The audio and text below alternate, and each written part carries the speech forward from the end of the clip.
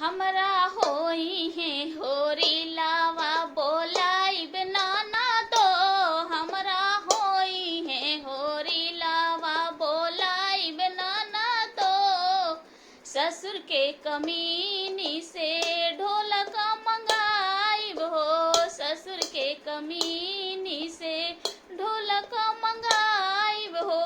ढोलक के ताल पर नचाइब नाना दो। हमरा होई है होरी लावा बोलाइब नाना दो। हमरा होई है न होरी लावा बोलाइब नाना दो।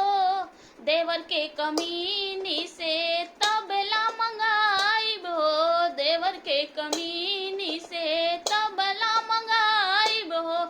तबला के ताल पर नचाइब नाना दो। हमरा होई है होरी लावा बोलाइब नाना दो। हमरा होई है होरी लावा बोलाइब नाना दो। सैया के कमीनी पर लमंडा मंगाइब हो। सैया के कमीनी से